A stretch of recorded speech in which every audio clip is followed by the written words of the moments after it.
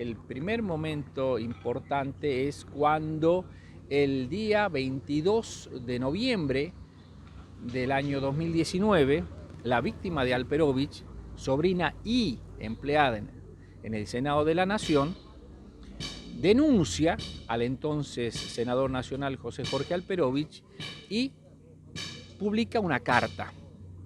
A partir de ese momento me interesa especialmente esa denuncia y el día 27 de noviembre de ese año solicitó formalmente al Senado de la Nación la remoción de Alperovich como senador por la causal de inhabilidad moral que está prevista en el artículo 66 de la Constitución Nacional. A partir de ese momento, Alperovich sacó licencia, comilla, para aclarar la verdad, en una expresión ininteligible que describe tal cual habla Alperovich, y no volvió más al Senado de la Nación, porque cada tanto le recordaba, a través de nuevas presentaciones y prontos despachos, que la Comisión de Asuntos Constitucionales, que debía emitir un dictamen para iniciar ese procedimiento de remoción por la causal de inhabilidad moral,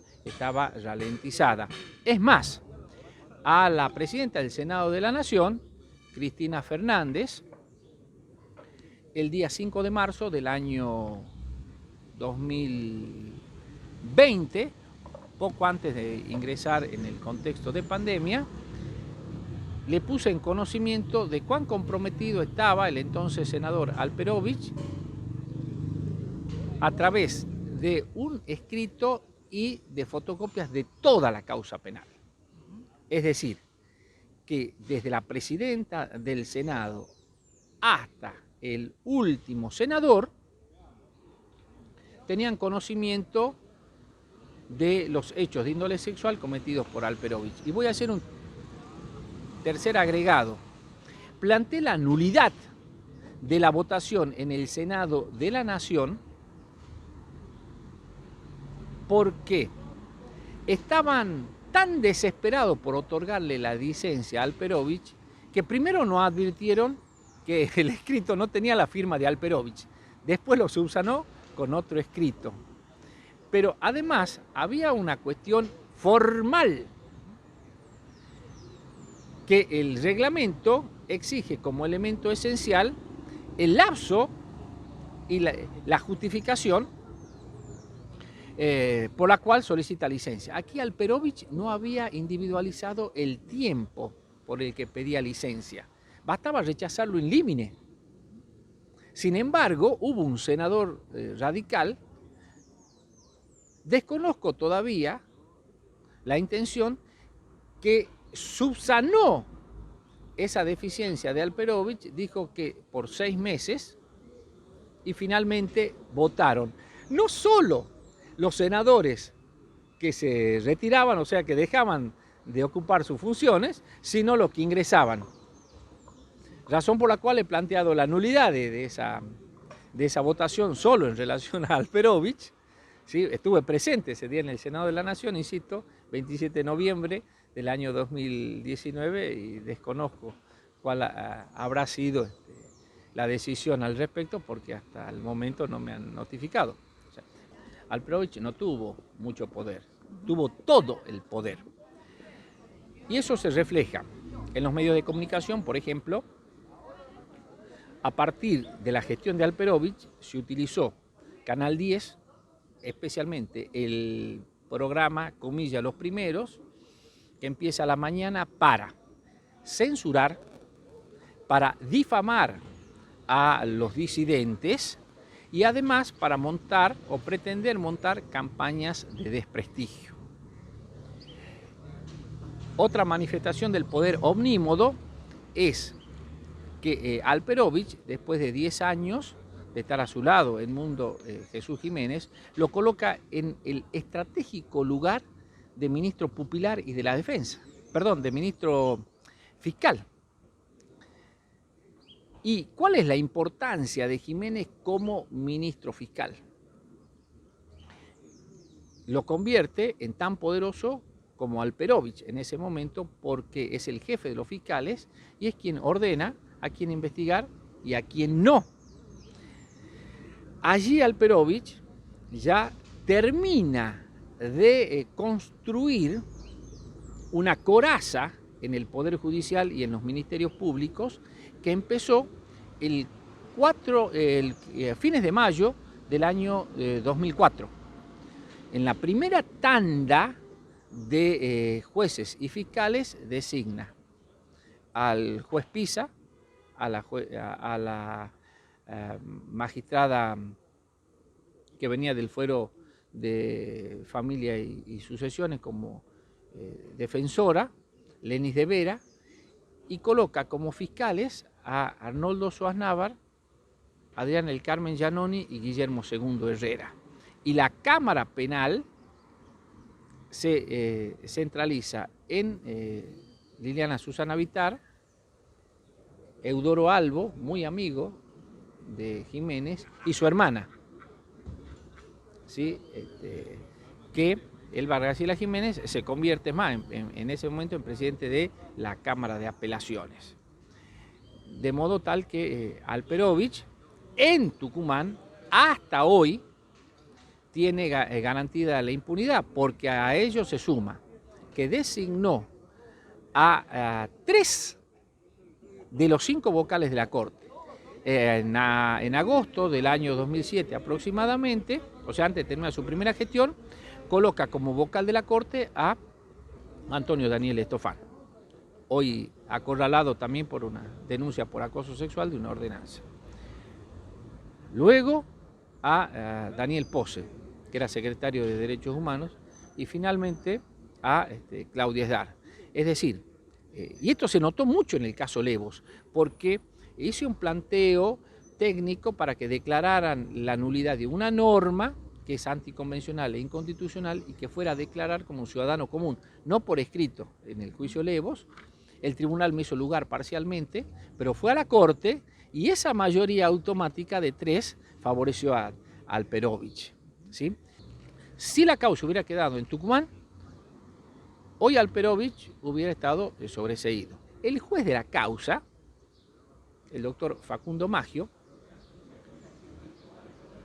y hay que prestarle atención, esto no es una cuestión personal, es objetiva. Facundo Maggio fue integrante del estudio jurídico Mariano Cuneo Libarona. Debió haberse inhibido, más allá de que él puso en conocimiento a las partes de esa situación. Debió haberse apartado, aunque sea por razones éticas, no son legales. Lo segundo, Facundo Maggio está casado con Eloísa Rodríguez Campos Jiménez, cuya hermana es vocal de la Corte, Eleonora Rodríguez Campos Jiménez, y además ambas sobrinas del ministro fiscal, Edmundo Jesús Jiménez. Y la esposa de Maggio, además, es secretaria de su tío en el Ministerio Público Fiscal. Y hay otro aditamento. En un hecho de índole sexual que se realiza en el ámbito de la intimidad y privacidad, por eso es tan importante la prueba indiciaria, un juez no debe tomar declaraciones como hizo Maggio a 50 testigos, que si no tenían una relación preferencial, como por ejemplo Fausto Villagrán, que fue a mentir en la causa, eran hijos de Alperovich o familiares directos o tenían algún vínculo, como por ejemplo Silvia Roque de Tenqui, Beatriz Mirkin. 50 testigos, eso llevó a una ralentización del proceso, pero como nada se hace gratis, el juez de instrucción luego fue ascendido a juez de impugnación. La actuación procesal del juez subrogante Osvaldo Rapa, hago esta aclaración, no es titular del Juzgado Nacional en lo Criminal y Correccional número 35 de la Capital Federal, sino subrogante, no constituye una panacea. En la rapidez de esta causa es fundamental el comportamiento procesal de Mariela Laboceta. Incluso también tiene reacciones bastante tardías el fiscal Santiago Bismara. Por eso hago esta distinción. prácticamente Mariela Laboceta se cargó esta causa y si Alperovich está con un procesamiento es en buena medida a la INCO, a la honestidad y a la capacidad de trabajo que tiene esta fiscal que es especialista en delitos contra la mujer. Hay un informe psicológico del 12 de noviembre del año 2019 que textualmente sostiene que el elemento nodal en la entrevistada es la angustia. Que este hecho traumático de índole sexual se genera en el marco de una, comilla, disimetría relacional que se subsume en un abuso de poder.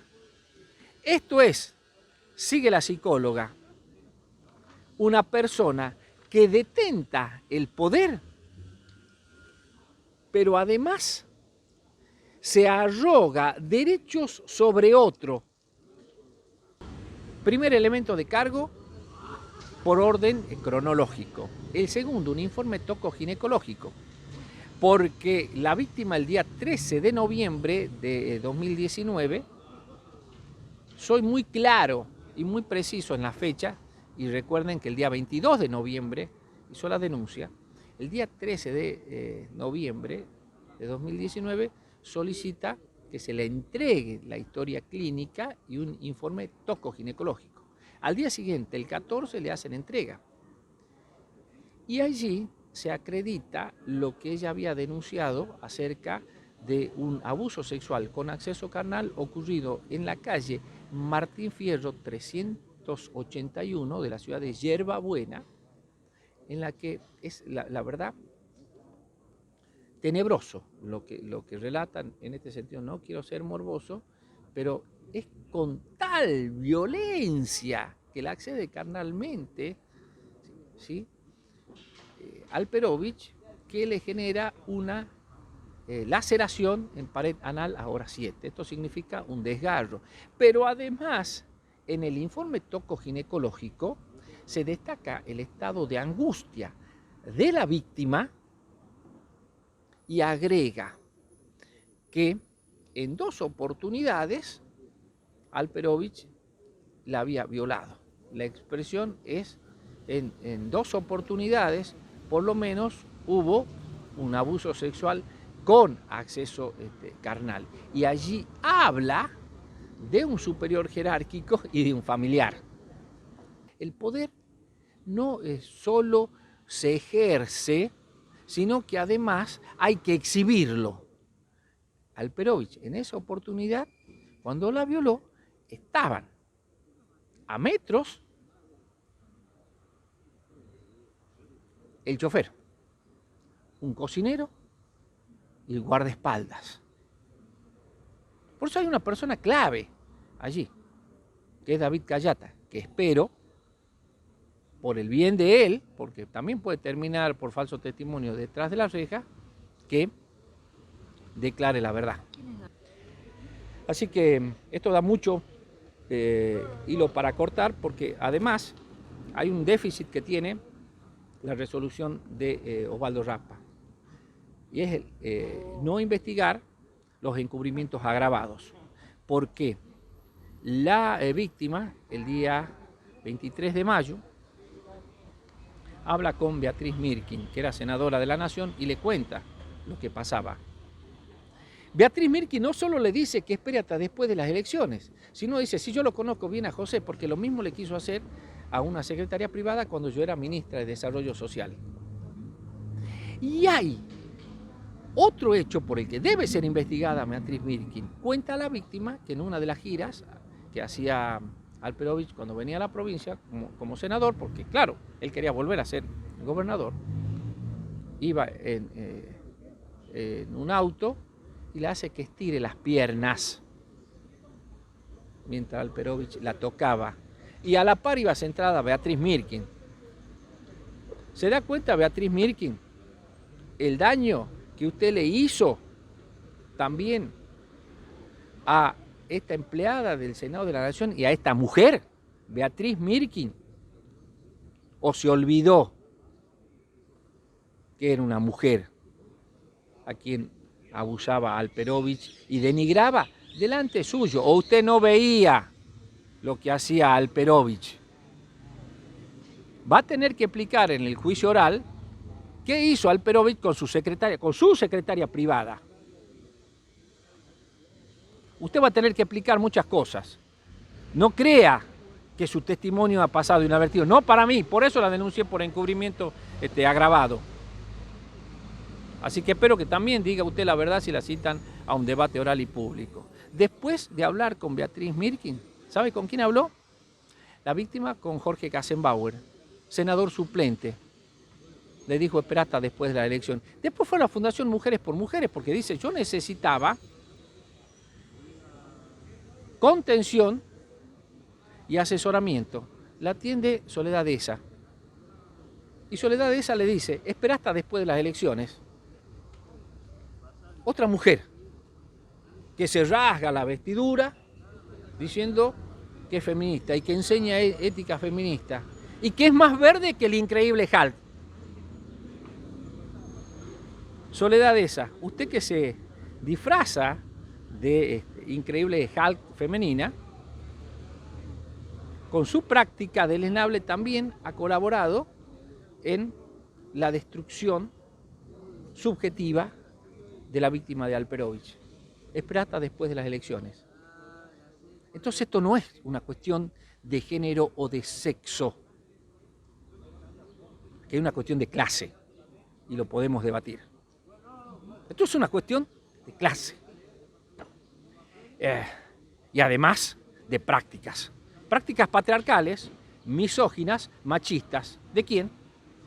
Beatriz Mirkin, Jorge Kassenbauer, Soledad Esa. Son 9. 2, abuso sexual con acceso carnal, para que la gente lo entienda, violación. Y 7, abuso sexual con acceso carnal, agravado. Así que, si bien hay un límite punitivo de 35 años, ¿sí? Bien, sumando, y son concursos reales, y son hechos independientes. Quiero decir, las violaciones, para que lo entienda la sociedad, han ocurrido en la calle Martín Fierro 381 de la ciudad de Yerbabuena. Así que si pasan por ahí, tengan cuidado, ¿sí?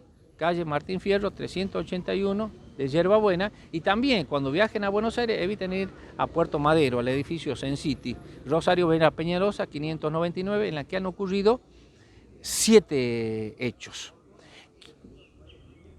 Quiero detenerme en un par de cuestiones que, por ser tan vasta esta cuestión, valga la redundancia, había soslayado. Los abusos por parte de Alperovich empiezan a los 15 días de iniciarse la relación laboral con él. 2017. Específicamente denuncia 14 de diciembre del 2017. Pero hay otro hecho que a mí me llama muchísimo la atención. Por eso me cuesta creer que los familiares y el entorno no sabían.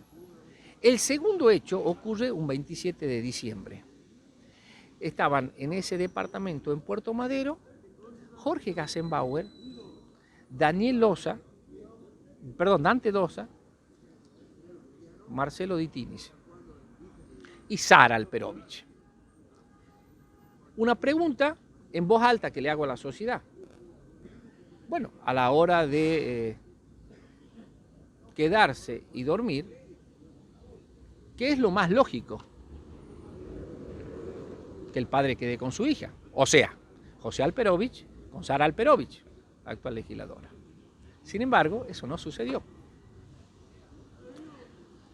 Dante Losa y Jorge Kassenbauer se fueron a otro departamento ahí en Puerto Madero, cercano al de José Alperovich. Sara Alperovich se fue a un departamento en el microcentro. Quienes quedaron en el departamento de Alperovich, él y la víctima, y allí Alperovich abusó otra vez de ella. Entonces, a los familiares de Alperovich que no me digan que esto no lo conocían. Y voy a redoblar apuesta a usted. Beatriz Roque de Alperovich. A usted tanto que le gusta hablar, ¿por qué no le dice a la sociedad quién es el comisario Carlos Suárez Vila? ¿Y por qué Alperovich lo sacó del medio? Si quiere hablar la verdad, diga toda la verdad. Otra invitación a la familia Alperovich. ¿Se animan? Ahora que no tienen poder político, aunque sí lo tienen económico. Si no se hubiera nacionalizado esta causa, ello no hubiera sido posible. Porque el Centenario Diario había ocultado esto, como hoy oculta lo del caso Burgos. Lo puedo decir, porque juega un papel clave Federico Van Mammeren. Es el censor. Con Alperovich se vio obligado a publicarlo. Eso por un lado. Por otro lado, sí hubo una reacción importante, pero también a nivel nacional, de sectores feministas, sobre todo de los que provienen del kirchnerismo, que introdujeron una presión extra y además poco imaginable, por lo menos desde mi punto de vista, sobre todo el movimiento de las actrices. Algunas tomaron, también por el contexto, un protagonismo muy importante. Thelma Fardén, yo estuve con ella en un programa, en La Cornisa, de Luis Majul, compartimos una mesa panel. Entonces todo eso colaboró, porque si no, no hubiera sido posible que este caso se visibilizara. Por el contrario, iba a pasar absolutamente inadvertido. Ahora, eso no quita que el Senado de la Nación guardó absoluto silencio con mi pedido de remoción por la causal de inhabilidad moral. Que no es novedoso. Hay un constitucionalista, Mario Midón, que escribe justamente sobre derecho parlamentario y dice que esto es una práctica habitual de los políticos. Cuando se sienten acorralados, sacar licencia hasta que termina su gestión, como sucedió en este caso. Está procesado porque Alperovich declaró, y al declarar y efectuar negativas genéricas sin sustento probatorio, eso se llama en derecho procesal penal indicio de mala justificación. No voy a entrar a juzgar, porque no soy quien, la defensa técnica de Alperovich, pero, como decía Cerati, a Cuneo Libarona, gracias totales por la defensa que está haciendo Alperovich. Cuneo Libarona, gracias totales. Ahora queda que le formulen la acusación y a fin de año es probable que se designe el tribunal de juicio y el debate oral y público se realizará el año próximo y será condenado como corresponde. Y nuevamente le hago la invitación que me propongan como testigo, porque Alperovich también en su defensa dice que hay tres personas que le han armado esta causa, cuando abundan las pruebas de cargo. Que una víctima de un abuso sexual, y esto va sobre todo para las víctimas y para sectores sociales reaccionarios, las víctimas de abusos sexuales y de acosos sexuales denuncian cuando pueden, no cuando quieren. Y esto tiene mucho que ver con el oído ajeno, porque estos hechos se producen generalmente en el marco de la familia, caso Alperovich, su sobrina, o con personas de extrema confianza. Entonces, en vez de prestar el oído, se sospecha de la víctima. Pero ¿cómo es posible? Pero si es el padre, es el hermano, es el tío, es el amigo íntimo, es el vecino, es una buena persona. O sea, se denuncia cuando puede, no cuando quiere. Segundo, anímense a denunciar, golpeen todas las puertas, porque hasta bíblicamente, no soy creyente, pero hasta bíblicamente se enseña, golpead y se os abrirá, alguna puerta siempre se abre. y sean perseverantes para lograr la condena, no solo por ese caso, sino para evitar que otras señoritas agraciadas y vulnerables, como la víctima de Alperovich, no sean abusadas. Háganlo también pensando en futuras víctimas. A raíz de esto pueden llegar a surgir nuevas causas de otras víctimas de la misma persona y quizás de otros funcionarios del poder político. Yo estoy seguro. Hay una persona clave, que hace rato la mencioné, que es la que juntaba, por lo menos, hasta el año 2019, a chicas jóvenes, valga la expresión, de extrema vulnerabilidad y muy bonitas, y se las entregaba a Alperovich, que es la persona que mencioné hace un rato, que si bien trabaja formalmente en la legislatura, solo pasa a percibir su sueldo, que es Fausto Villagrán. ¿Y sabe para quién trabaja? Para la hija de Alperovich, no es Eureka, para Sara Alperovich, que es legisladora. Presten atención también a este nombre, Fausto Villagrán.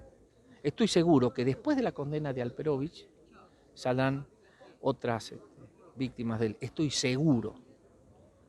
Falta poco.